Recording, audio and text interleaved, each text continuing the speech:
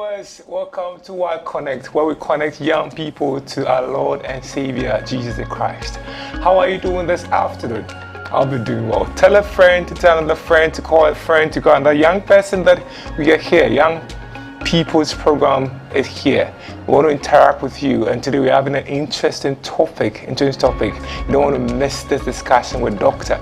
Doctor have a lot to say. Elsie, how are you doing this afternoon? Excellent today. Oh, so somebody say you're looking great. Oh yes, thank you very much. To the person, I don't know the person here to do, but yes, I think the person I've been admiring throughout the whole day. No comment. Agnes, come again. Offer a box of pizza. Any coke. Any coke. Offer Fantanka. Yeah. Hi viewers, we are here once again to entertain you, to educate you, to engage you in the discussions, and I pray that you also engage yourself with other people, even as we have discussions on addiction, we have discussion on mental health. It's our prayer that it will be a blessing to you, and we'll have more insight about drug abuse, drugs misuse, and all that. We have our guest today, Dr. Newman, to help us through this discussion, and don't miss it. This is YConnect. We connect young people to Christ. The future is here. We'll be right back.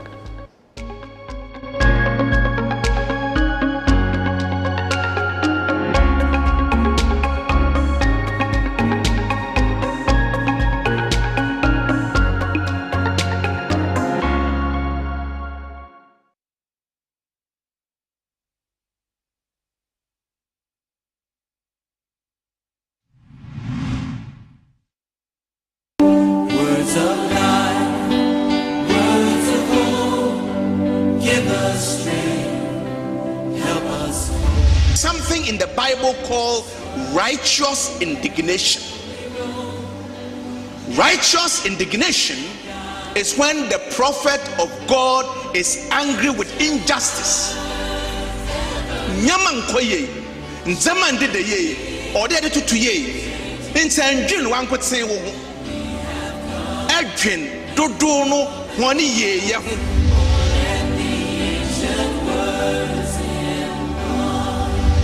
If you look into the scripture, every individual that God uses begins by encountering God himself.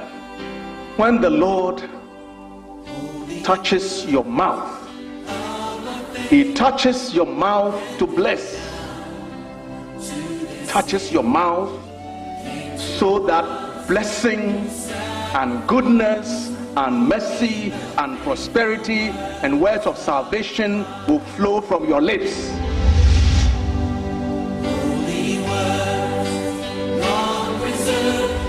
When you stand as a bishop and you speak, let the people know that wankasa Bible asem na wo kanu wakan wojidi na woni wo mo che. Word of life, word of hope.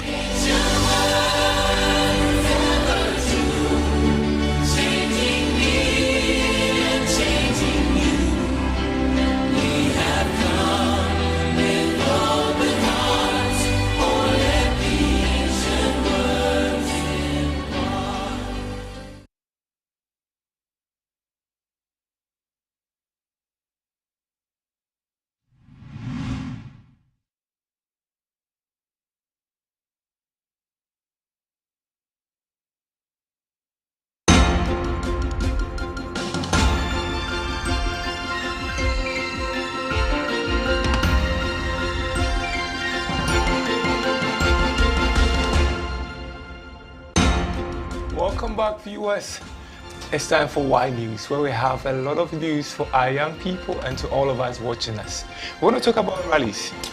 Synod youth rallies. Especially youthful ones. Exactly. Yeah. You know, this Synod youth rally starts before the main Synod starts. So Synod is the highest decision-making body of the diocese that they talk about the work that has been done so far to the coordinating the offices. The young people go to the community to announce that there's going to be this kind of meeting or Synod in this community. Some they go on floats, some go on what do you call evangelism, some go they do blood donation and all that. And today we have 4 dioceses having their synod usually. Seriously. Yes, we can. And we have Ho right on the screen, and then we have Ho Diwa with us. Reverend Agboja, are you here? Reverend Agboja, this is from Ho Diocese. These are young people who have girl fellowship. That's girl beautiful. fellowship joining. Holding their placards. Exactly. Exactly. Of the synod. We have Reverend Agboja with us. The Diwa. Reverend Agboja, are you around?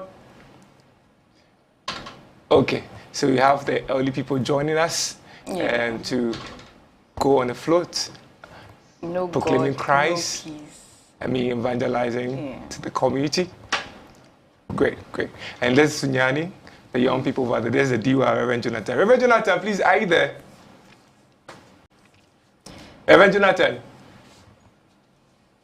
Okay, this is Sunyani. I think they come out very soon. Yeah. They go around and proclaim the gospel. They are very much happy. All right.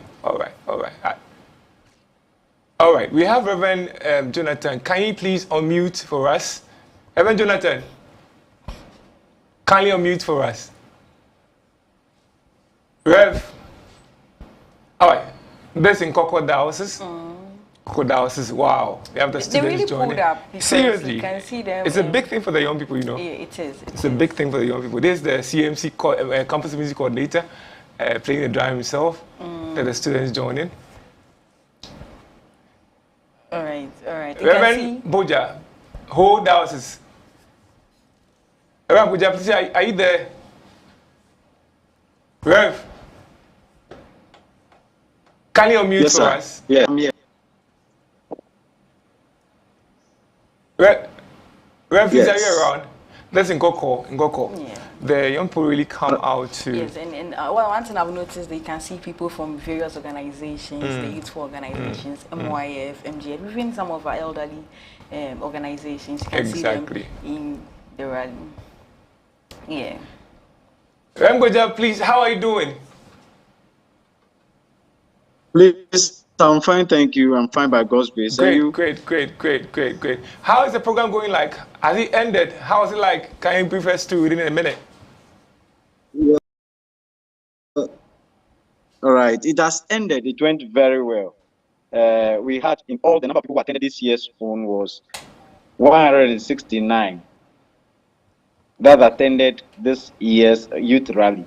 The previous year we had 91, and this year we had 169 attending. It went very well. We invited the late chairman for the Northern Accra Diocese, who was part of it, to speak to the young people for us on teenage pregnancy and faithfulness. That also went very well. Our own late chairman, Brother Lawrence, was also there to speak on the reason why everybody must bring his gift to bear, and the youth activity goes very well for us in the diocese. It went very well. The Synod Secretary also came, gave his fraternal message to us, and the keynote address was delivered by Reverend Foster Kinney, who is a circuit minister in the Udome Circuit, where the program took place. So, on the whole, it went very well. Had a lot of fun. The addition was we had one society where I fellowship, my society. The young people there had an acrobatic display group. So they also joined us, and we had a good time with them too. The videos will be loaded soon, and you have a feel of it.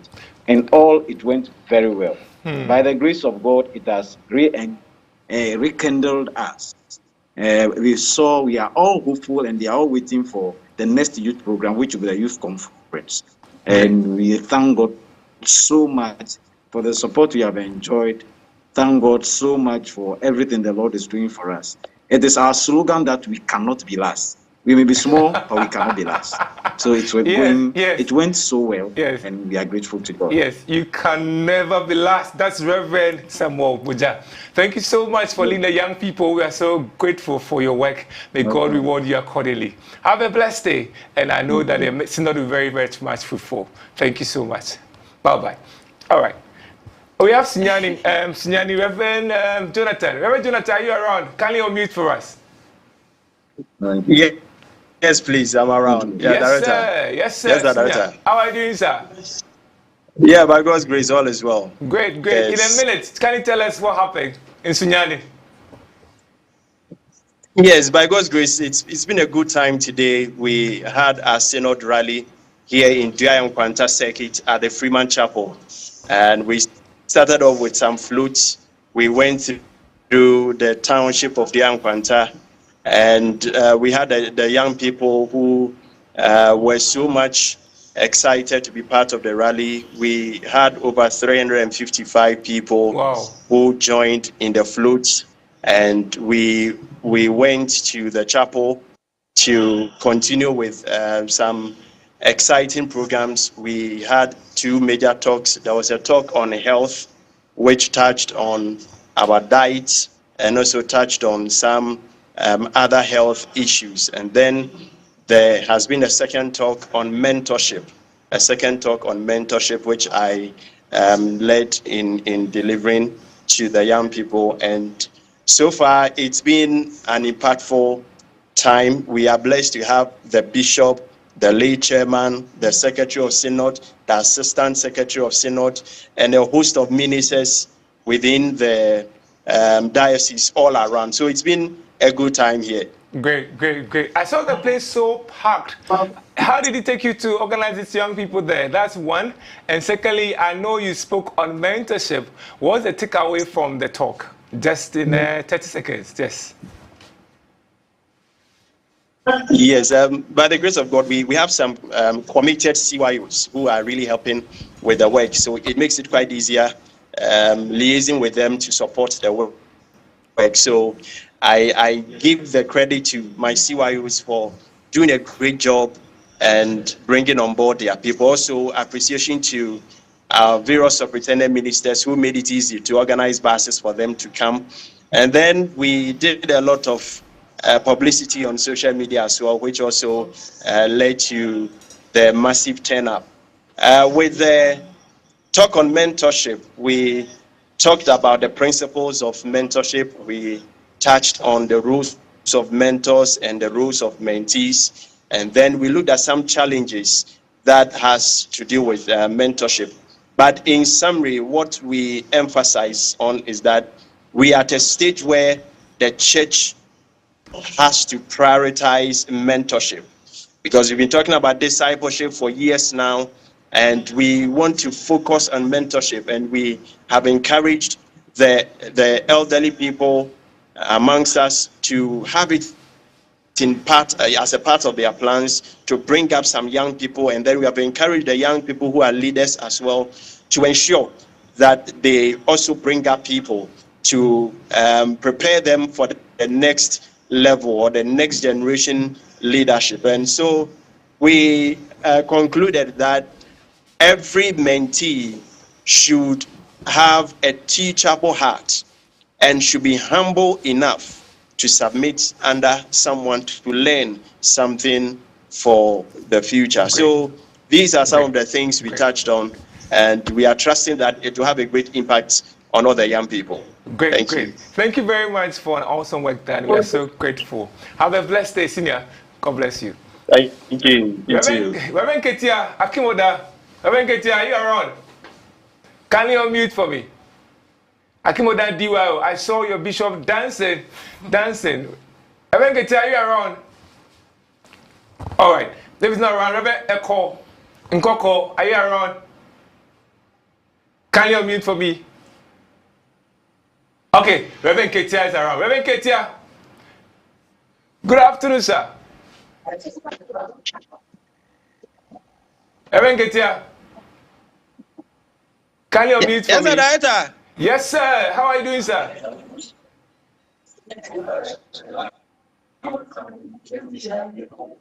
Good afternoon, Director. Great, great. How are you doing, sir?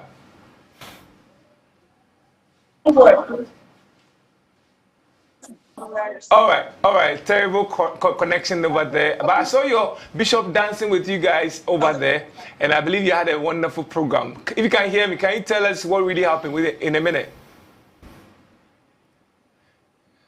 All right. So sorry. Yes, unfortunately.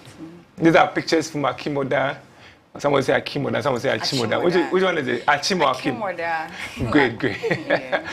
Well, I saw the video where the bishop was dancing with the young people. Awesome. Also, as I said, the campus music coordinator. They are very much involved in exactly. Are we moving on to our next news? Or yeah. Let's go to the last person that I have. Reverend Eko. Reverend Ketia, please. Are you okay now? Yes, sir. Can you run us through what you did today in a minute, please? Wonderful, sir. Thank you so much, and my regards to all our viewers. Right at the 39th Achimoda, and we pronounce it here Achimoda. Yeah, Achimoda took place at Achiasi. And in the morning we had a brief devotion. Then we moved through the main street in Achiasi. And after the float, we came back and we had a run through of synod proceedings by the bishop, and who gave us also the theme for the year and what we ought to do. Thereafter, we had a few sessions with the young people. And by the grace of God, about 300 young people in the diocese took part of this trip. It was a wonderful moment here this year. So far, that is what I try to said. And at the moment, we are even still at the venue, putting things together for synod. Great work done. God bless you, sir. My respect to you, sir. I'll come for the refreshment, sir. God bless you. All right, see you soon. All right, we have the last person, Reverend Eko from Nkoko. Reverend Eko, Techi from Nkoko. Are you around? The duo from Nkoko. Around director, sir. I salute you, sir. All power, sir. I become, sir. I realize you're drumming power. Hey, I didn't know you can drum like that. I'll come for coaching. Director, you are now learning. Hey, are you sure? Every Gums member know that you are a champion, isn't it? Can you run us through what you did today? Oh, director. All right, director. In a minute, yes, sir. The rally took place at the Abraham Day Chapel here in Etigie. And Etigie and Embraso are kind of twin towns. And so we took the procession through the principal street of Etigie and then to Embraso and back. And we had around 200 young people from across the diocese participating.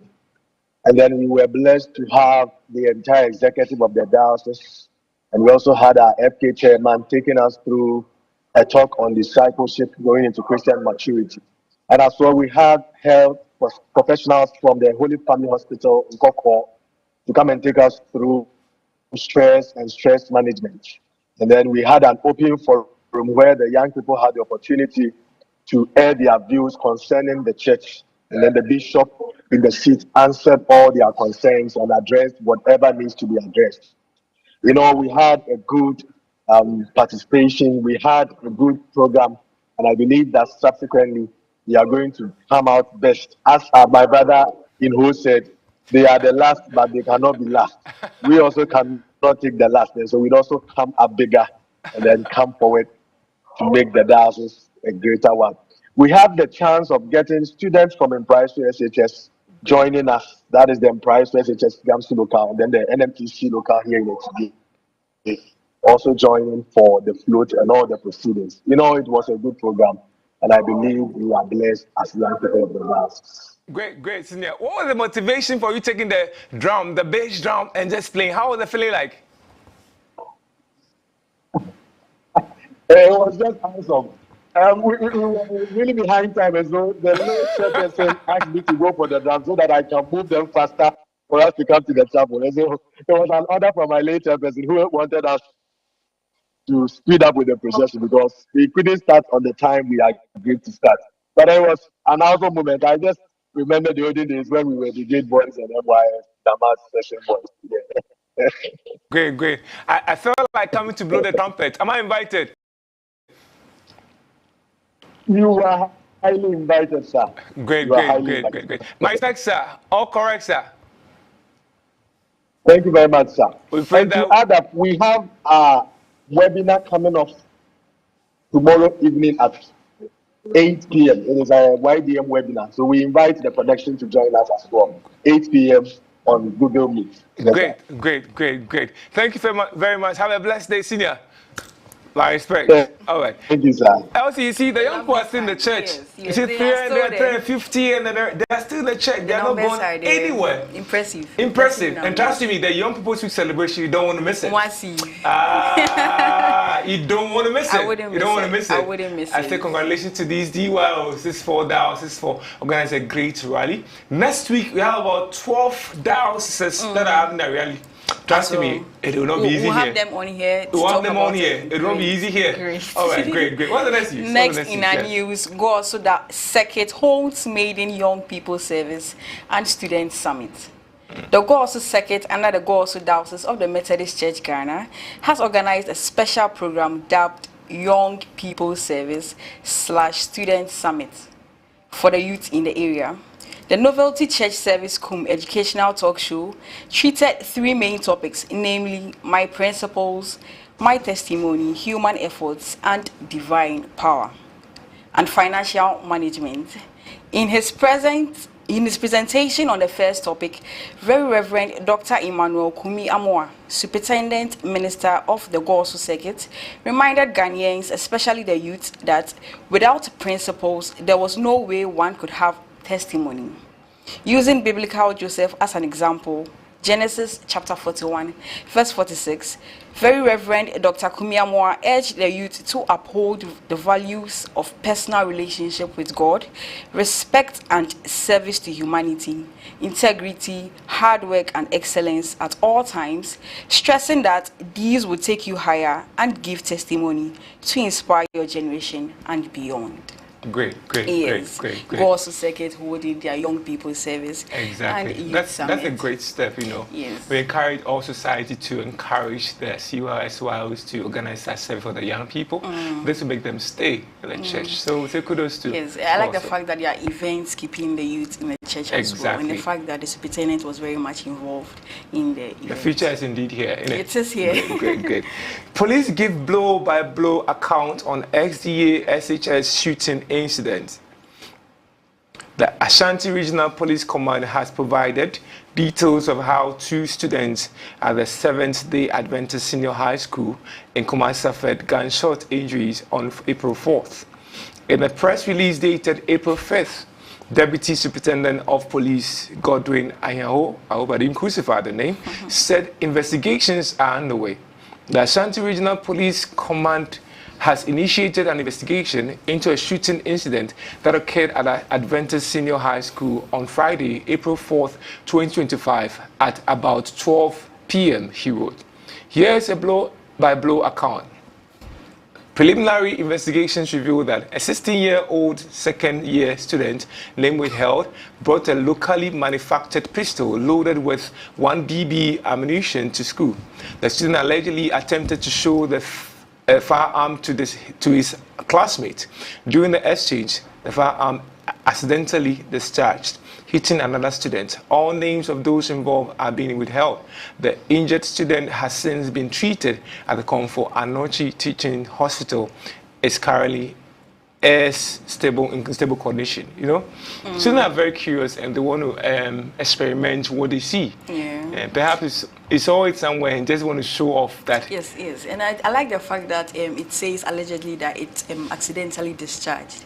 So it brings into focus the fact that these things are not just items or toys for decoration or to show that I'm a big boy. It's actually caused harm to the young lady right now. I think from the videos we saw, her eye, it's very harmful. I mean, what reason would you have to want to bring a firearm to I want to class? show off. See, when they're young people, we have doctor coming very soon. Young people, they want to show off that they have also arrived. No, but I mean, it's not encouraging. It's not encouraging, exactly. So I want to encourage all the young people, if you do have all these things, make sure you don't bring it to school so that it could not cause harm to our young people in school. Yes, we do wish a speedy recovery. Exactly. We pray Next, for speedy recovery. in our story, FDA destroys massive haul of opioids seized in joint operation.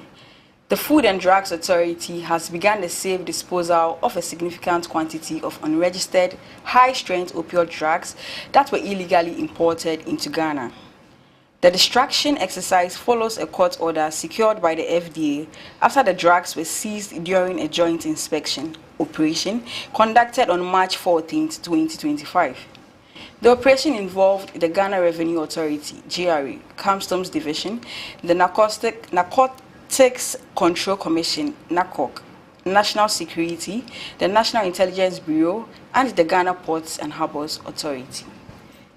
We have another story, another unfortunate story. There's always new story, you know.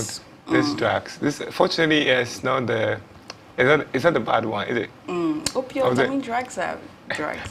I mean, there's a white chat session there to give us more information on drugs. So please stay tuned. I heard about somebody, philosopher, who said that religion is the opium of the masses. I mean, it's like a painkiller for most of the masses. We're not talking about religion, but then we pray that this kind of drugs that we have will be used correctly for our benefits. The next thing we have, a young woman believed to have been gang raped found dead.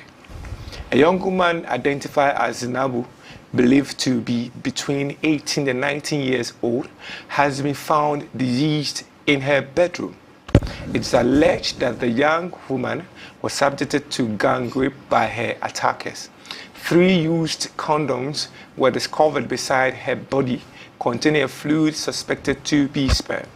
The incident occurred at Chefo Praso in the Chefo Ate Mokwa district of the Central Region.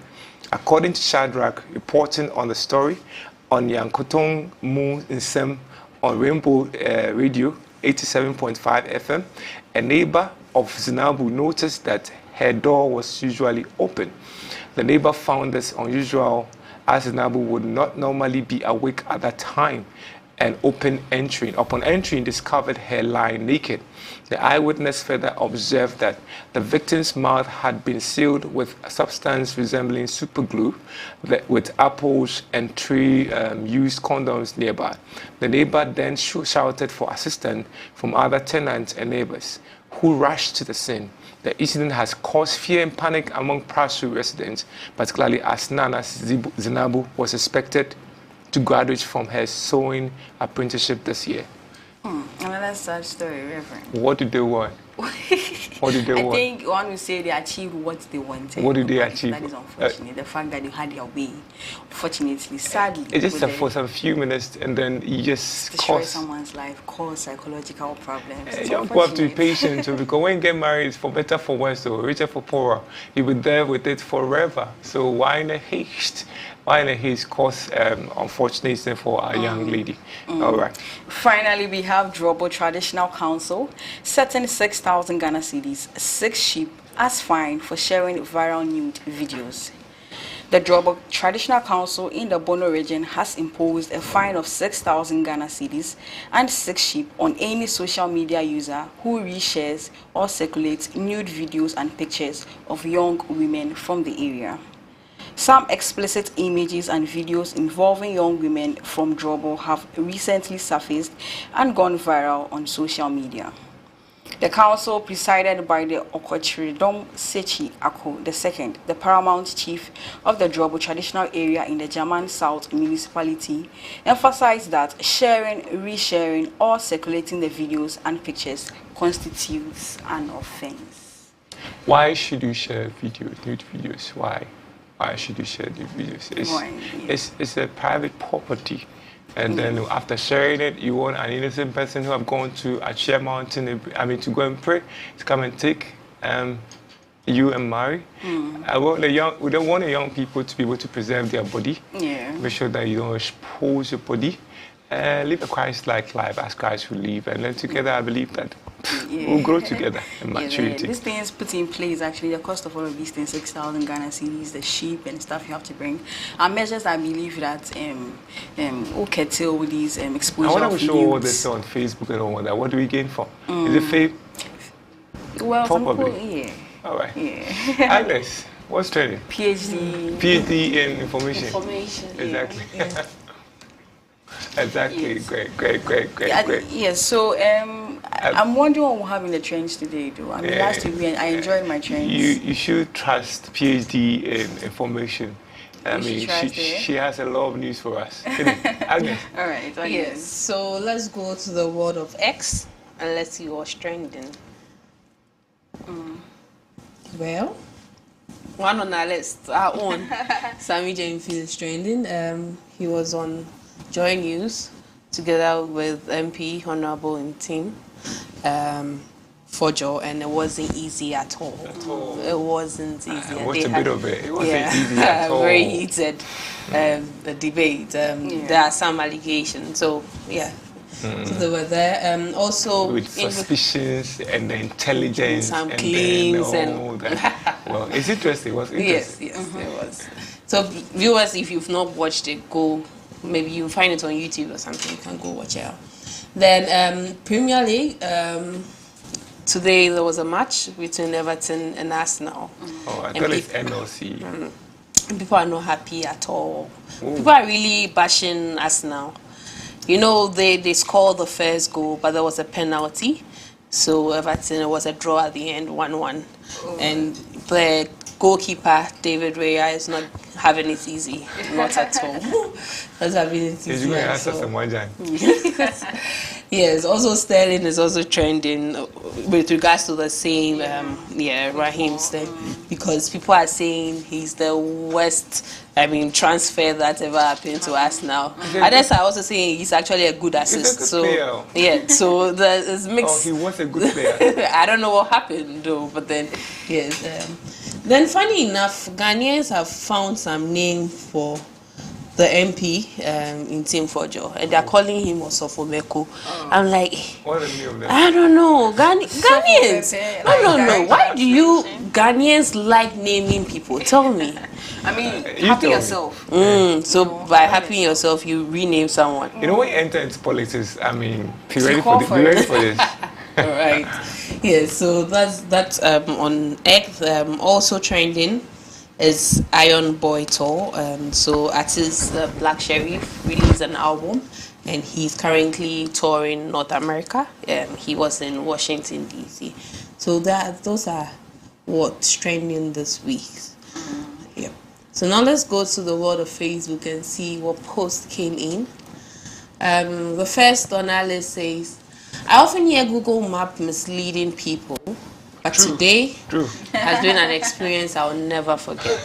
Now you're saying true. Let me come to you. So they can lead you to a place, eh? Tell me about it. I used one, and it was directing to a place. Before I realized, I went to a gutter.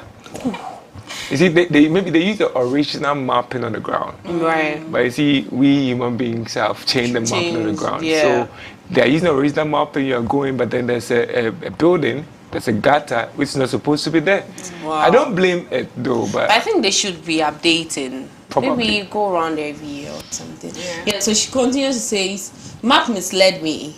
I then decided to ask one woman. She directed me to go straight and turn on my left. Ghanaians. Why do you people I know Ghanaians tend to love giving. Should I say? Go straight. When you see the plantain seller, just turn left. Yes. Then when you go coconut seller, then well, someone say go straight. The woman stand on the tree from there. And what if that day she's not sitting there? If you see her, just ignore it, just pass by. What kind of direction is that? They're using human beings as landmarks now. And what if you get there and the person is not there? Amazing. So unfortunately, what happened was that it turns out the woman had told her to just go straight and turn left, but it turns out she walked for 1 hour. So that's the sad news. And Cynthia says, never ask Google Map for shortcut to your destination. And she says that's a story of her husband's life, and don't say she didn't warn you. And Frida says sorry, but she's laughing. It's very funny. It is, until it happens to you actually. It's not funny on the ground, but when you tell the story, it's quite funny. Yeah, what other comments are there? Oluwa Damilola says Nana Kafra, and Ampofo Francis says next time ask the drunkards you see around. Looks like they would have more information. But drinking is not good. You are dead. Drinking is not good. A drunkard? Ask a drunkard. Okay. Try it. The question is, even the drunkard, will the person be able to go home? Does the person know their way home? Okay, the second on the list is, what's the simplest thing someone can buy for you that will make you happy at this moment? So right now, what's the simplest thing? Elsie? I can guess Reverend's own actually. But what can someone buy for you right now that will make you happy? Something very simple. Yeah, probably something food like I told you. Seafood business. The seafood platter. Yeah. Rev, it starts with P. Exactly. Yes, Kathy says a box of Indomie and spaghetti for my business. Okay, so business. She's thinking business. That's good. Elizabeth says that they're saying cooking pot size 12. Hey, any size 12? True. Any size 12? No. Is it big or small? What size? I'm gonna say a checker with grilled chicken. Hey. I will also say plus chilled cook. Miss Jen says, hey sister, you wear a guy pawate. Yeah. I mean, for me, I think a bucket of chicken, spicy chicken right now. Just the chicken bucket. Yeah, it won't be bad. So I guess all food. We are all thinking alike. Abigail says, any person with avocado in their house. So no, let me get this straight. Do you need? Is it the person or the avocado you will need? Oh, you want a tree? Is it on the tree? Okay. So there's a photo. No, it has to be crispy and spicy. This seems fried, but not crispy enough. Anyways, how do you finish the chicken? So how do you finish your chicken? Is it 1, you just bite and it's done. 2, you choose some parts and leave some. Or up to 5. Depending on the taste, but I think I often end up at 4. 4. Yeah. I mean, 4 is decent. 4 is decent. If it's tasty and very good, I don't even have 1 to finish. Yeah, you don't even have 5. You've gone beyond 5, like 10. Yeah. Let's see what others say. Gladys says number 6, which was it on? So literally, yes. Jamila too says, I try my possible best to swallow the bones after chewing it. So it's possible number 8. Exactly. But calcium is good. You know, they say bones give calcium. Yeah. Gifty says, I chew everything, so please give me any number. Chew everything. I think I should try to start to go from number I tend to end at 4. Yeah, I tend to end at 4. Beatrice, the numbering is incomplete. So, yeah, so it has to go to 10 or something. Lots of people are saying number 6, include number 6. Lucy says 5 any day in public or at home. Number 5. She's chewing it. There 1. In public, you just choose 1, just something small even. Okay, that's yes. So that's what we have for trends today. Great, thank you, Doctor of Information. You're gonna sell our information. Viewers, we'll be right back with Y-Star. Stay tuned.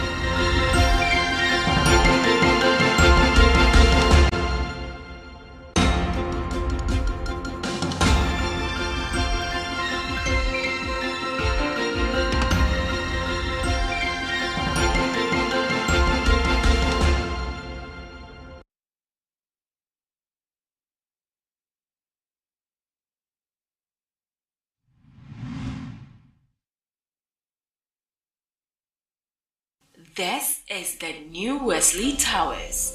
It is a state-of-the-art office space located in the Ambassadorial Enclave, Accra.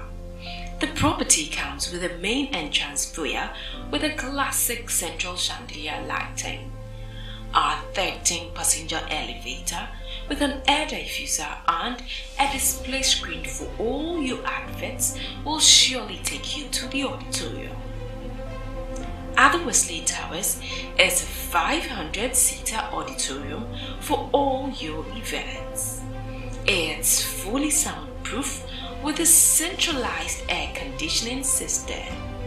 Our line of speakers, MCR, LED screens, and LED stage lights are fully in place. After an eventful day in our auditorium, you are sure to feel refreshed in the spacious 200-seater capacity roof terrace with a pergola in place. With 100 available car parking space, this new edifice is safe and secured with our security systems in place. over 100 camera points, and car parking control system. We have washrooms, restaurant, and an on-site clinic. Book our conference rooms for your corporate meetings whilst admiring the water fountain synchronizing with colorful lighting and music.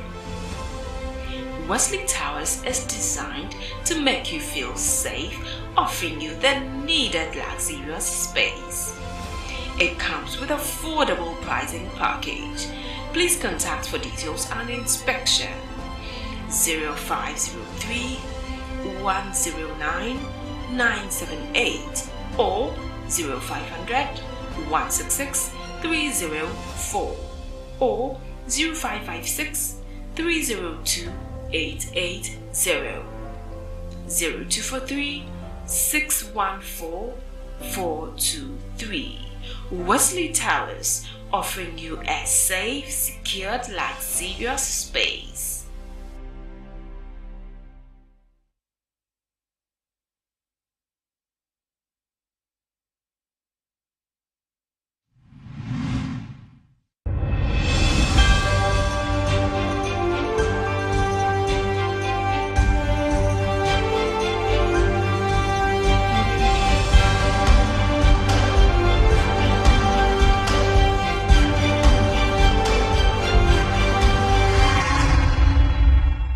Hello and welcome back, viewers. It is time to know our Y star for the week, and she's in the person of 𝗟𝗓𝗡, a founder of the Methodist Girls Fellowship. We have some narrative about her because 1st April, the Methodist Girls Fellowship celebrated what is called the Muro Day in honor of 𝗟𝗓𝗡, the founder of the Methodist Girls Fellowship. She was a woman whose heart was devoted to caring for all girls, bridging the gap between those in towns and villages, the literate and the illiterate. Reverend 𝗟𝗓𝗡's dream was to equip young girls with skills, crafts, and a firm foundation in the Christian faith, empowering them to lead purposeful lives. From its humble beginnings in secondary, with just a handful of girls, the Methodist Girls Fellowship has flourished and now thrives in every diocese within the Ghana Methodist connection. We honor and cherish the legacy of our beloved founder, the late Reverend 𝗟𝗓𝗡, whose vision continues to inspire and transform lives. May we carry her dream forward with unity, love, and unwavering dedication. Methodist Girls Fellowship, MGF, living pure for Christ. 𝗟𝗓𝗡 has been our Y star for today.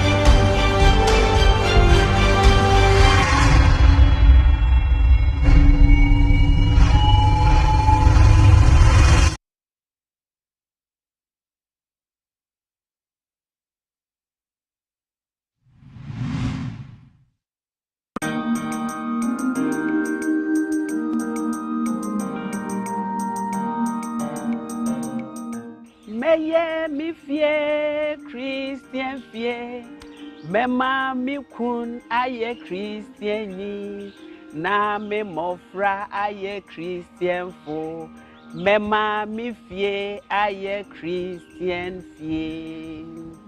Ban papam eye dwumadi a ekoso ewo WTV so. Kasa afa ekwaya ye tete ye mofra.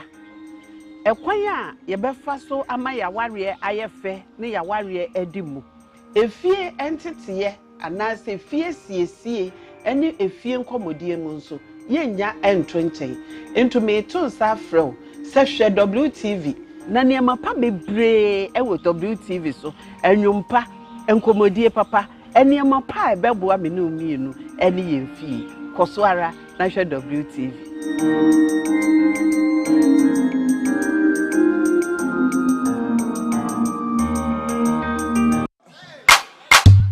Can we dance? Can I show you a dance? Are you ready? Let's go, everybody to the Jesse, give me. Let's go.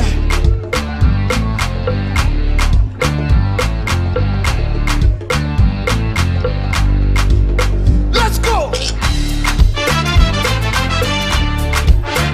I see you. Hey,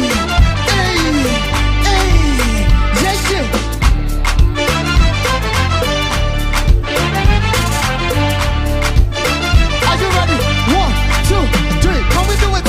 You don't feel the vibe. I don't feel the vibe. Energy.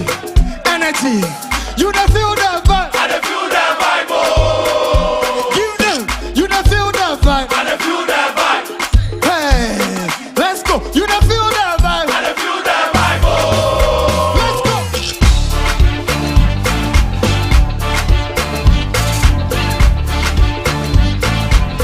Hey, go.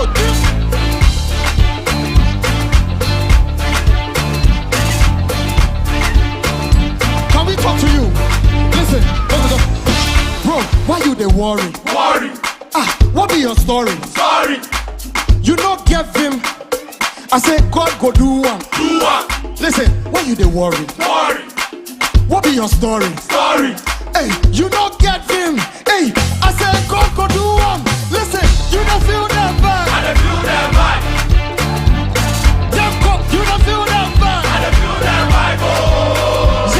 Hey, you don't feel that vibe. I don't feel that vibe. Hey, you don't feel that vibe. I don't feel that vibe. Oh. Let's go.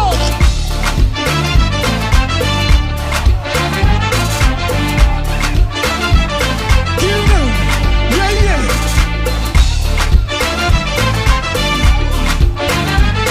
Jason, can we talk to you? Make you no stress about what you go wear. Baba God, he go sort you. Even for the birds and the fish in the sea, Baba God, he dey come through. See, make you no stress, you go there alright. Don't give up, this day inside. Oh yeah, move to the dance floor, shake your body and do your best move. See, make you no stress about what you go wear. Baba God, he go sort you. Even for the birds and the fish in the sea, Baba God, he dey come through. You go there alright. Don't give up, this day inside. Oh yeah, move to the dance floor, shake your body and do your best move. Ready? You don't feel that vibe. I don't feel that vibe. Just for you don't feel that vibe. I don't feel that vibe. Oh. Jesse, you don't feel that vibe. I don't feel that vibe. You don't feel that vibe. I don't feel that vibe. Oh. Can we dance?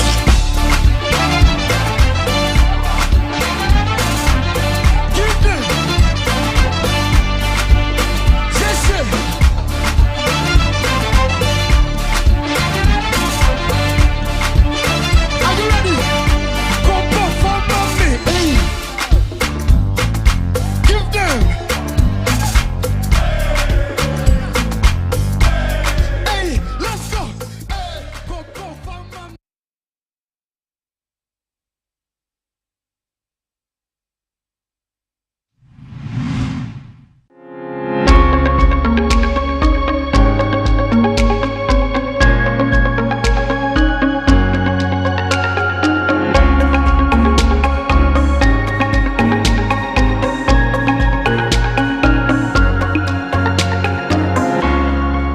Young people, you dey feel the vibe. I can hear you. You dey feel the vibe. You know, we have energy, but we need to direct them for productivity and fruitfulness. And we are here to do the same thing so the church can grow in the right direction. Baba God could sort you. I don't know what you're going through. I don't know what you're going through now, but Baba God that we serve will sort you. Our Lord Jesus Christ will sort us. So, little people, when you see the young people dancing with an energy, trust us, we are going to direct them for the right course. All right, today we're going to talk about addictions and mental health among young people. Addictions mental health among young people. And we have a wonderful brother, a young person. I mean, he's done his best and is a big person in one of the institutions, but still a young person. I mean, I want to grow up, become like him. We have our brother, Dr. Isaac Newman Arthur. He is the medical director and clinical psychologist, UPSA Clinic. Director, sir. Okay, sir. It is well. It is well. Oh, it is well. The vibe this afternoon. I'm tired. You're tired. I don't feel the vibe. The body is weak. I don't feel the vibe. You feel the vibe after we are done. Yes. The young people are willing to hear from you. When I posted a picture on Facebook, someone said, you need to listen to this dog. He has a lot of filler. I said, and I put on my stage and say, yes, we are going to listen to this dog. They are ready for you. Pressure. The young people don't care whether you have strength or not. They still need everything from you. They'll pull everything from you.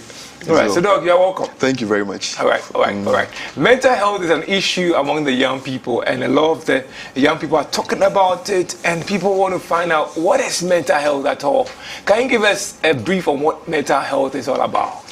So generally, our understanding of things have improved over the years. So most of the definitions over the years have progressed, and so generally, when we say health, there are 4 dimensions: physical, mental, social, and spiritual. Physical, mental, social, and spiritual. Okay. So mental health is part of health. It's not outside of health. And that understanding is important because people who have mental health problems don't think it is a health problem. Because some way, somehow, because of the ignorance and lack of understanding, and sometimes even over spiritualization of mental disorders, we don't see it as part of health issues. So people, when they have mental health issues, they don't go to hospital. Right? So mental health, basically, there are 3 aspects. It reflects 3 aspects: how a person thinks, how they feel and behave. Think, feel, and behave. Think, feel, and behave. Your thinking, feelings, and behavior, and how that is affecting your life. Is it causing you pain, some distress, dysfunction? You're able to function well. Is it causing you to deviate from social norms? And is it affecting, other areas of your life? Great. So that is the basic understanding. So we look at your ability to cope with life stresses. We look at your own self-perception. Yeah, so for example, your ability to cope is a function of your mental capacity. All right. Your ability to form and maintain meaningful relationships, things about identity. We look at pursuing of your goals in life, ability to do that. Then we look at your your contribution to society, your presence in a social space, and also your ability to live independently. Right. So most of these, you see, they are general things. Exactly. But somebody would say that you have said that it affects the social, physical, psychological, all of, the holistic person of the individual. So somebody said that can addiction affect the mental health as you have defined it of an individual, and why does addiction, whichever way, affect the mental health of individual? So addictions are a part of mental disorders. So mental disorder, we have plenty mood issues like depression, anxiety issues. We have schizophrenia, psychotic problems like normal schizophrenia, normal madness, things people know. Stress-related disorders. We have neurocognitive, like adults when they grow older. Memory, judgment, and all those things is impaired, like dementia. We have personality disorders. We have sex-related disorders. We have eating problems. We have sleep problems, and all that. So there are plenty bipolar and bipolar-related problems. In addition to all those groups, plenty groups, is also what we call the substance use disorders. Substance use disorders, and that is where you find addictions. So addiction is a mental illness. So then, what is addiction? You have just said it. Yes. So addiction is the excessive and persistent use, so chronic, repetitive, and compulsive use of a certain substance or behavior that is affecting the person's functioning. So when, for example, these substances are called psychoactive substances, it means that they have the potential of causing changes in the brain. So the reason why addictions happen is because whatever the person is using or engaging in has the potential to cause changes in the brain. How the brain is able to respond to the environment, so that now they become addicted to it. So for example, we drink water every day, but we don't become addicted to water because the chemical nature of water does not permit addiction. There are certain foods we eat every time. We eat fufu, we eat all kinds, so we don't become addicted to them because they don't have the capacity to cause an addiction. But addictive substances, we call them psychoactive substances. And there are some behaviors that also acts like that. They interfere with the communication pathways of the brain. So whilst I'm talking to you, and when I was driving, coming and all that, we communicate with the environment, how we feel about environment, how we respond to the environment. We have a whole communication pathway in the brain for that. Yeah. But it's for you to respond, it's like similar to respond, for you to respond to the addictive. So why do you think that most of the young people, get addicted to this substance you're talking about? So the addiction itself, the substances itself have the capacity to cause changes in the brain so that now the person is addicted to it. Ooh. So it's not just response in terms of behaviorally, but it is the fact that, so for example, addictive substances like alcohol, marijuana, cocaine, heroin, and some of those opioids and stuff, tramadol, pethidine, and those things, right? Those things have the capacity, the chemical composition to cause an addiction, but interfering with the communication pathways of the brain, right? Then we have the behavioral kind of addictions. We have masturbation, pornography, we have gambling, and things like, even some people can become addicted to fashion and technology and all those things. Those are more behavioral kind of addiction. So all these things have the capacity to cause an addiction, right? And so those changes is why now we can say addiction is a disease. Great. Somebody say that it's between certain ages that people get addicted. True or correct? So there is factors. So some ages, they are more prone to addictions because generally addictions are a coping mechanism. People use addictions to cope, right? Either to do better, to feel better, sometimes even during use it peer influence, curiosity and all that. So the age that becomes the high risk for addiction is the teenagers. It's the most rocky, I think the most rocky, in terms of a person's growing up, the transition between childhood and adulthood. So we realize that most of the time between 10 and 12, that is when things start, right? In terms of introduction to a curiosity and stuff like that. And as they grow, the mid-adolescent years, 14, 15, 16 and all that, those times are very, very rocky. Where that transit, there's a lot of conflict, with parents and people around. The adolescent is developing their own worldview, identity, and independence. See, so their brain is developing so rapidly to understand the world for itself, to live for itself, to appreciate, life for itself. But unfortunately, around that time, and all the hormonal changes and affect their secondary sexual characteristics and all that, it's a whole rocky stage. But unfortunately, parents do not understand that transition. They rather become more combative with their adolescents. So I'll ask later on what parents can do to curb this addiction. But for then, you said the transition, it became a rocky area. Does it mean that when we have a place whereby the BF Skinner will say identity crisis, whether young people go through identity crisis, they don't want to know who they are. You see that kind of age group whereby they want to know who they are, that's when they try to go for this addiction and stuff like that. So three things: formation of their own identity, independence, and worldview. Those three things characterize the adolescent years. So when that doesn't go well, because the people around them, so every adolescent is developing their own worldview. What is this life about? Identity, who I am. What do you call it? Independence. What can I do for myself? So that kind of thing that they're going through, they need acceptance and understanding. If that doesn't happen, then they tend to follow people who understand and accept them. But which people are supposed to help them to get this particular understanding? Their parents. But most of the time, that age group moves to second cycle. Yes. So that is a huge gap. Unfortunately, there's that gap with the secondary education. The secondary education focuses more on giving them information that does not address their realities. So for example, you go to school, right? And all you study, physics, maths, all those social studies and all those things. It gives you a certain information, but it's kind of disconnected from your own reality. And most of the things we learn to is not Africanized. You see, we are studying a lot of foreign things. We're not looking at our culture, what really makes sense to us. I went to a particular program where I think, I don't want to go straight to the point, but then the person said that he doesn't want to take his children to a very, this kind of modernized school. He wants to take them to a society school, they can mingle and learn It's a good decision. It's a good decision.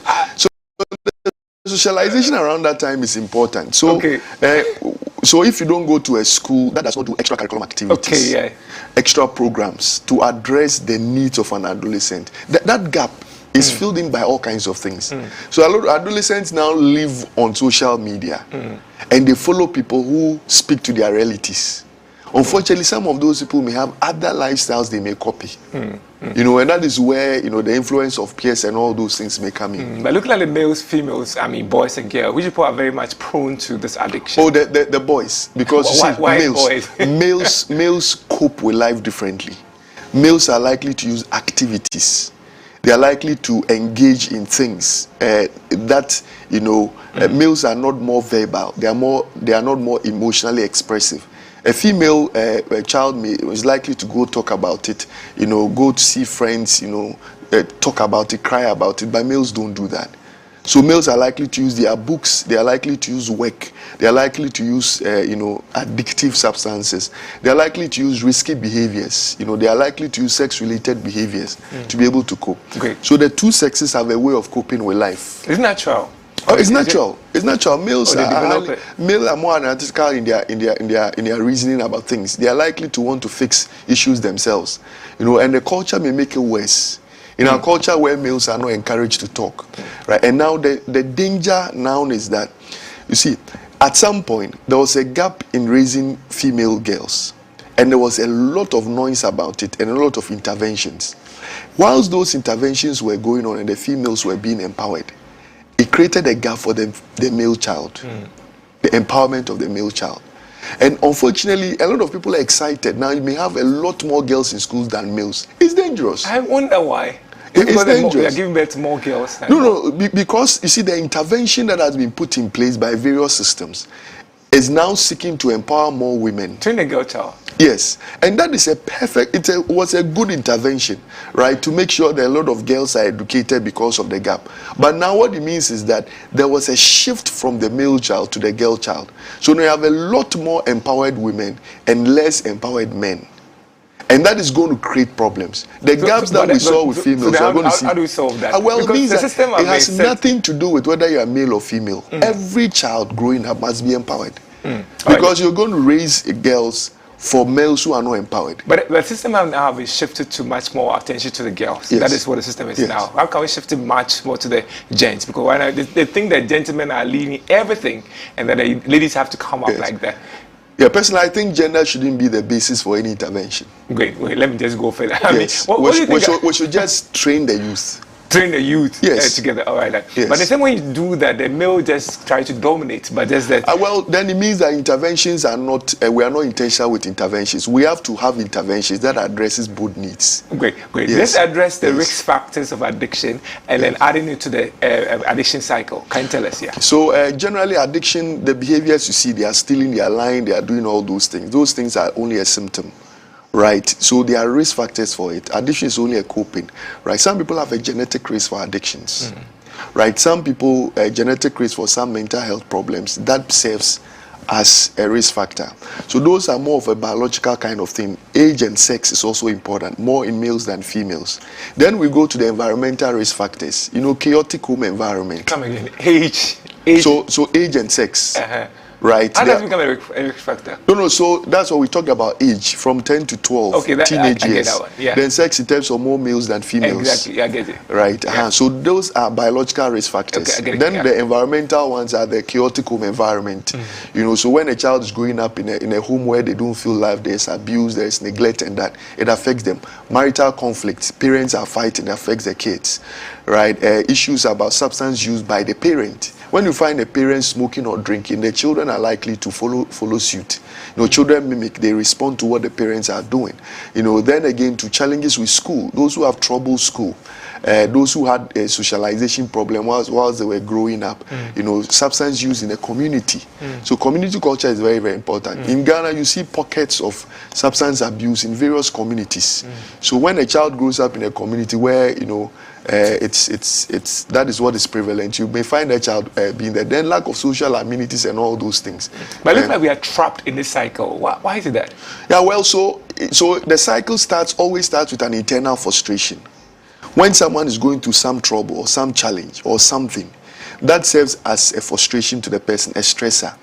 Then the person will start thinking about how to cope. Then they start thinking about it. They start obsessing about it. Then they start using it.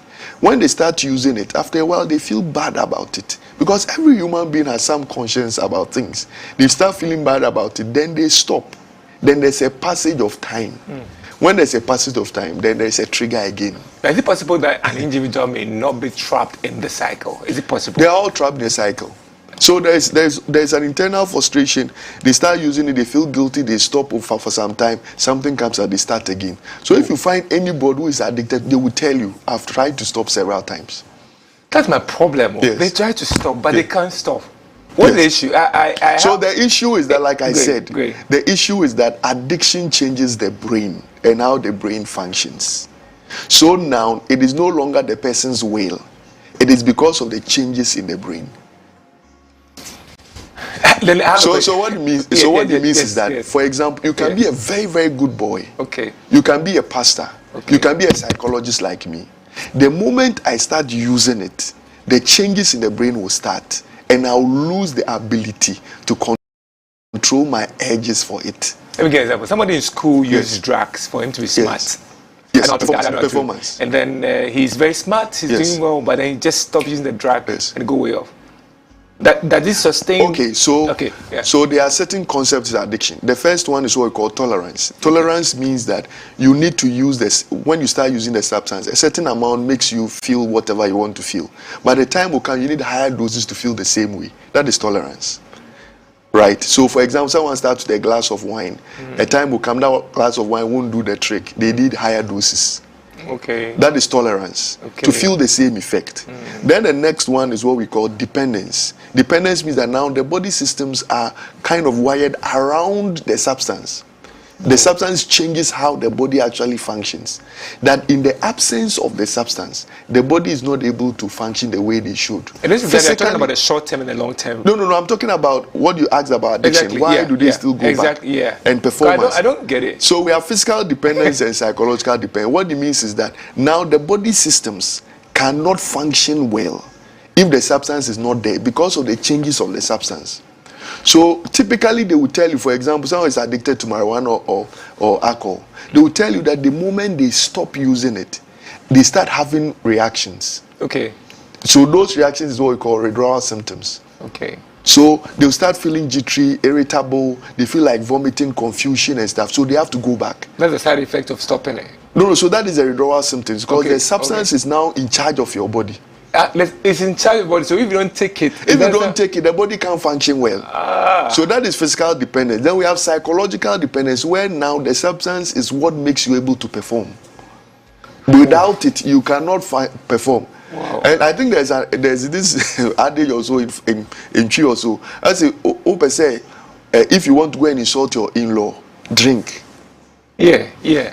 Because to be able to have the confidence to do that, you need alcohol. So can it ever be solved? Can it? Somebody? Oh, it can. And that is why there's a management for alcohol. A substance you use the use. Word management. No. So management, treatment. Treatment means that people who are addicted to things, they can be helped out of it. I've helped several people. They are out of it. They are out of it. Amazing. There's one guy, maybe if I knew, I would have brought him. Okay. He actually shares it. I've been on radio with him several times. He used to work, one of the top masters in this, that got addicted to alcohol, was destroying his family. So I met him and he was all over the place. He even used to go to work, the family was affected, everything was affected. Right? So when he came, he thought that was his end. So I told him that, no, we can help you. Right? So I started therapies with him and I pushed him into the rehab. Right? Now he's fine. I think he was in rehab for three months or so. Some people can be there for 3 months, 6 months, 1 year. Some people may go and come back until... That's the problem. Yes, so relapse is possible. And that's a relapse. Yes, because of the internal frustration. That's why some of the family can't take them back because there's relapse. Yeah, so if you are consistent, one of the keys to dealing with addiction is persistence. When you don't give up. Addictions finally give way to persistence. Right? So now he's doing so well. Everywhere he finds me, you come and shake my hand and thank me. Awesome. So let's discover maybe next week. I don't know whether next week, if you have a show, I can ask him to come here. I'll He'll be very, very glad to share his example. I'll be grateful. I'll be grateful. He'll be surprised. I'm grateful. So most of our young people are addicted to drug. But most of them don't know the long-term and the short-term effect of these drugs. They sometimes take it for fun. As we just spoke around, somebody brought a pistol to the classroom and we just testing and mistakenly just moved. Some of them just because of peer pressure and all that. So what's the long-term and then the short-term effect of this drug addiction? Yeah. So in the short term, it depends on the substance of abuse. So alcohol has its own short-term issues. So the euphoria they feel, they may lose control over their own behavior, their mental capacity. They may have some delusions, hallucinations. They may be paranoid. They may even have seizures. They may have even convulsions. They may even go unconscious, depending on the substance they use. People can die, just by a shot.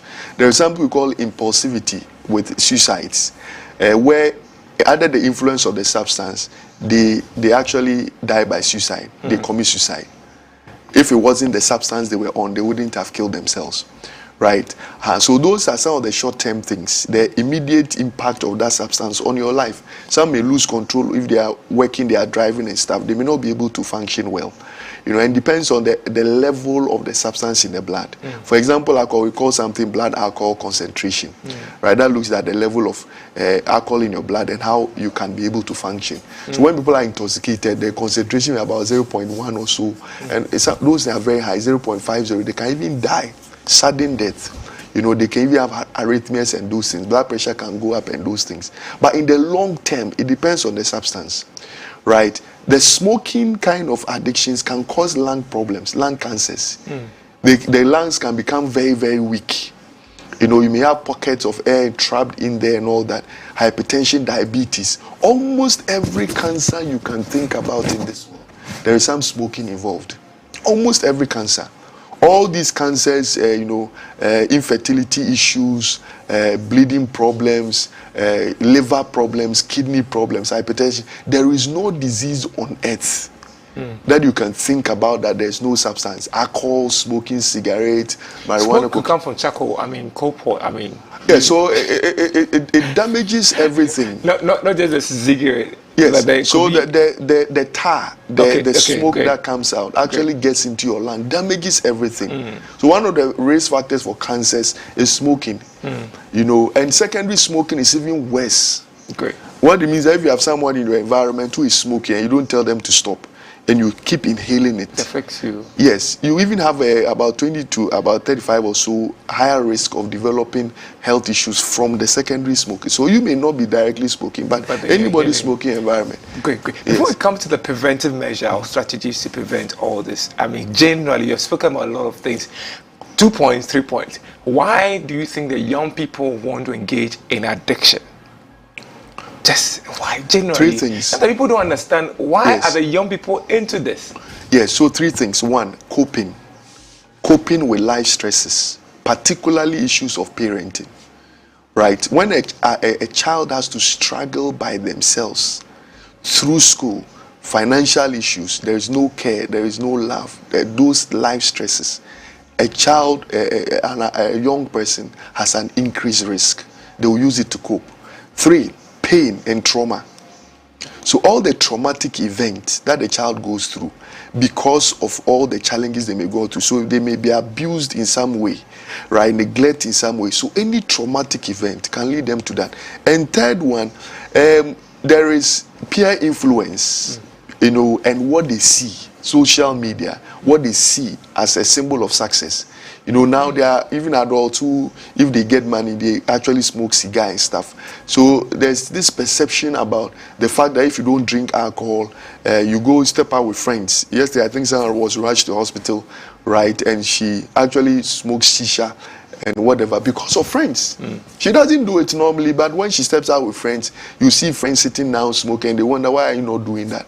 So when you're in that company for a long time, your defenses around it will just break. Mentioning these 3 points, will you say that it is the fault of the young people? Because every time they blame the young people. Why are the young people doing this? There needs to be something done. Something has to be done. And sometimes I don't want, per the point that you've raised, perhaps it may not be from them.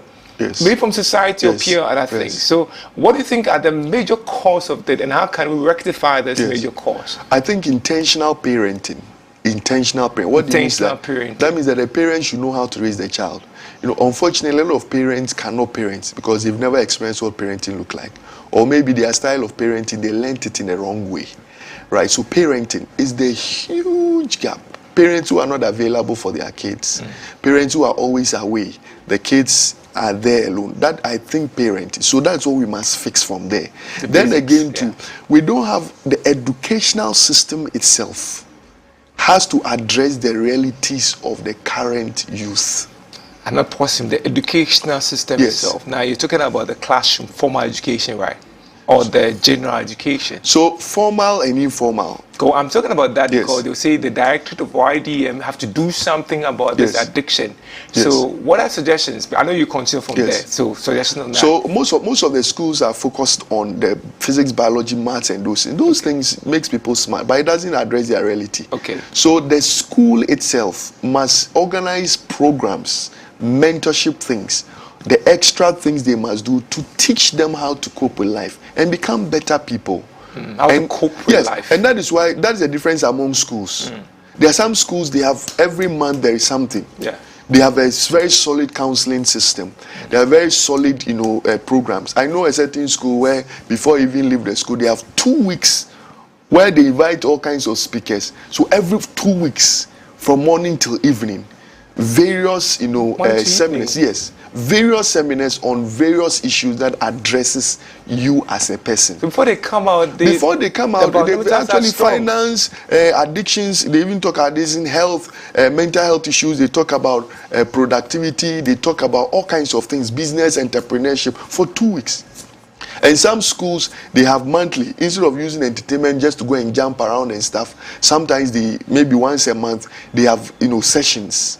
We're talking about the preventive strategies. I mean, these are about preventive strategies. That means that the second cycle, the junior secondary school, all these things have to be put in place for themselves. Right. Because when they pass through the teens stage and they go to the 20 stage, I learned it's very difficult for them to change what they've learned. Yes.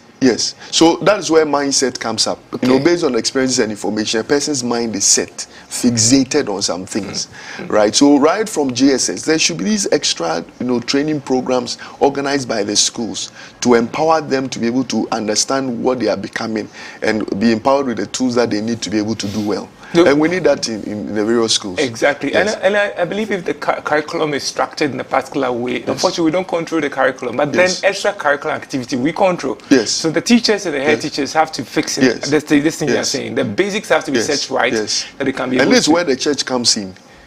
Right. Tell me. This is where the church comes in. Tell me. The doctrinal base of church is very, very good. But the doctrine, I think that there are gaps. The gaps is that a lot of doctrines focus on some aspects of the Bible and not the totality of the Bible. Right? So health is in the Bible, but a lot of churches don't talk about it. You may not go to any some of the churches the whole year. They've never mentioned mental health, but it's in the Bible. The health, you look at even the 4 levels I taught, physical, mental, social, is in the Bible. Luke chapter 2, verse 52. And Jesus grew in wisdom. That is mental. In stature. Stature is physical. Favor with God is spiritual. Favor with man is social. You go to seminary, guy. Right? So a lot of things. Addictions, you may find addictions in the Bible. I think in Romans chapter 7 or so, the things I want to do, I cannot do. People actually relate it with sin and all that. Perfect. But addiction comes in there. Jesus mentioned doctors a lot. Issues about finance, issues about the law. There are all kinds of topics in the Bible that churches never address the whole year. Great. So I think that gap, because you see, those who are in the schools, they come to church. They come to church, yeah. See, and the programs and the church services do not address the needs, the realities. But they spend a lot of time in school. A lot of time. In school? Yes. Than the church. Before they come, they are formed already. Their brain is formed. No. So for example, they may spend some time in school, sometime in church, and they were even in church before they went to those boarding schools. Right. So right from the basics, yes, the basic school up.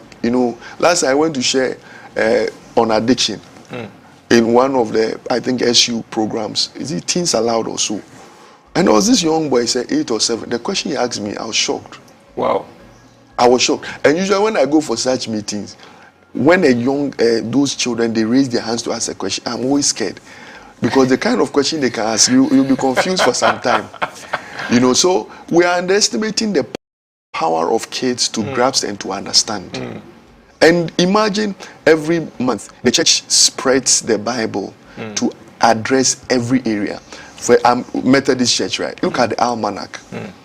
Which part of the almanac addresses some very, very practical, you know, like health, like addictions? Maybe one of like the preaching, when you pick the Romans, I mean, you can touch on that health, but not typically into detail. Yes. So that it means but that. But some society that take a particular Sunday and talk about a particular issue. Yes. Health. So what it means that if the sopho in charge of that society, right, is not a bit more informed and is not a bit more opened to certain things, they may never address certain things. Great. So how can we help young people who are struggling with that addiction? How can we help these young people? And then just add to it, are there some services centers that these young people who are struggling this can be helped? They're 2 in 1. Yeah. Yeah. So I think the approach is holistic. What it means are physical, mental, social measures.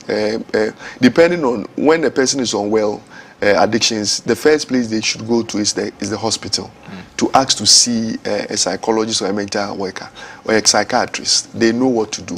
They would assess the severity of the addiction and decide on the way forward. It can be on OPD basis where you go to the hospital, they have some sessions with you, right, therapy with you to help you deal with it. Right? They may suggest rehab. For severe cases, they will say go for rehab. Rehab is important because it modifies your environment, controls your risk factors, controls your network, so that you can focus on your recovery. You need that. So when you go to rehab, there are all kinds of programs there that helps you. Some of the young people saying that when they go to rehab, they give them some drug that make them throw up. Well, it's not that there are things they do. But the rehabs I have attended to, they don't give you anything that makes you throughout and those things. No. Okay. No. So rehab is very, very important. When someone goes and they are focused on their recovery for 3 months, they do better. All right. Are there laws that are addressing these addictions and mental health issues? Well, there are all kinds of laws. I think on substance use and stuff. But you know, over the world, throughout the world, you realize that controlling it is difficult because of the business aspect of it, and again the addictive nature of addictions. So people would go for it. Even if they don't have money, they will look for it because now they've lost control over their ability to control it, right?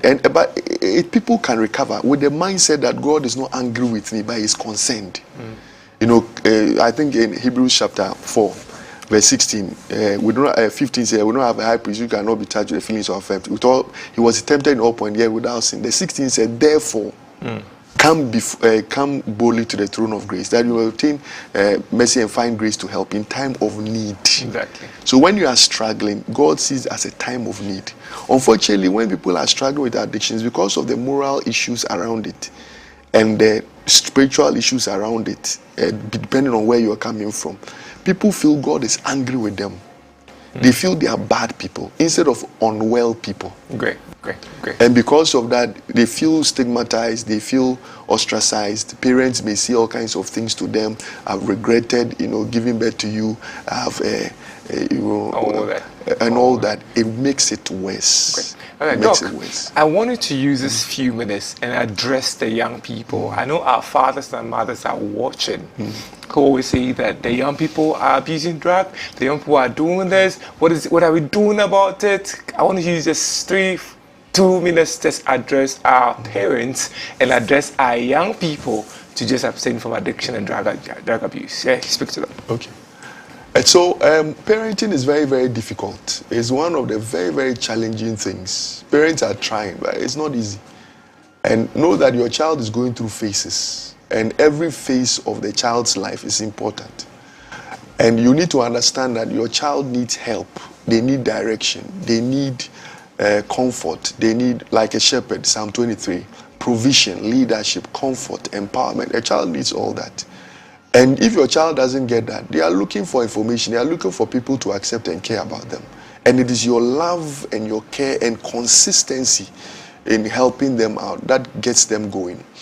And every child needs their own experiences to shine in life. And so, if your child is going through things, just pay attention, listen, understand where they are coming from, have a conversation, form some meaningful relationship with them that makes life more meaningful to them. Have discussions with them. Be interested in what they are interested in. Don't be too combative with them. Discuss things with them to understand where they are coming from. Because no child is bad. Every child is raised to either be bad or good.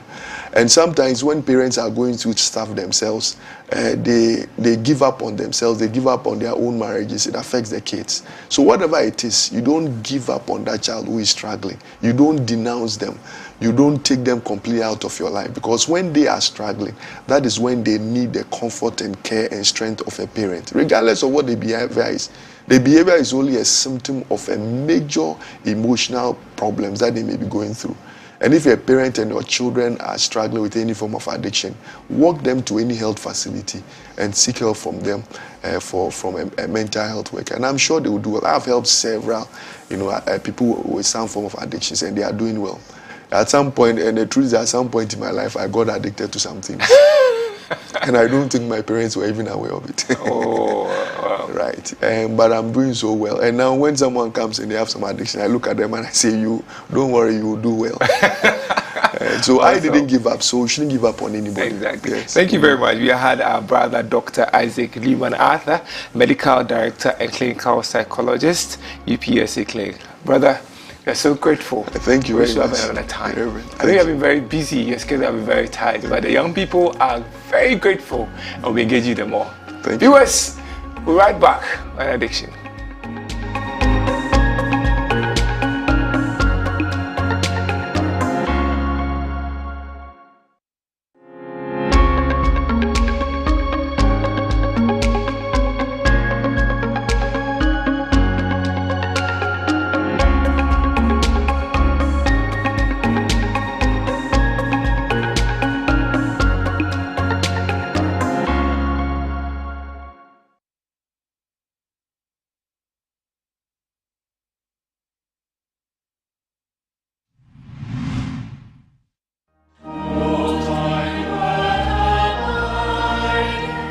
Yan in church, Jumedia Sronqua, Methodist, Yasha at the air breb, in church, so you best see a dear, afa, the new Efanyang Copon, yes, to Christo home, Kong, and a sunny to your Gidiamo anamo.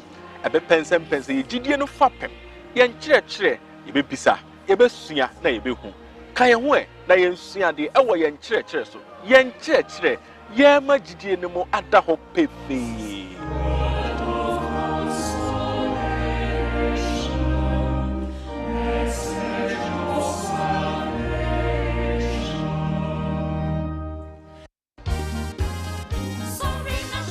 Sorry, not shrink. Wake up to a purposeful day. Get ready for a transformational morning experience. Sorry, Shrine is here to build our spirituality, mental and physical well-being. Through positive, inspiring actions and stories. We bring you exciting activities and conversations that develop us as a people and as a nation. We take a look at the trending issues in Ghana and the rest of the world. And we also review the impacting stories from our local newspapers. Every morning, we bring you stories of hope, change, and renewal. We empower you through the Word of God and provoke you to live the purposeful life destined for you. Join us, Anita Kwaku and the Reverend Ajika Vincent Agbamanya, Monday to Friday from 5:30 a.m. to 10 a.m. as we take you on an inspiring journey, live and exclusively on WTV. You may also join us on Facebook at WTV Ghana and on YouTube at Wesleyan TV Ghana. Sorry, not shrine. Wake up to a purposeful day. Sorry, Shrine is brought to you by Danwell Insurance, Multi-Credit Savings and Loans, and the Methodist University Ghana.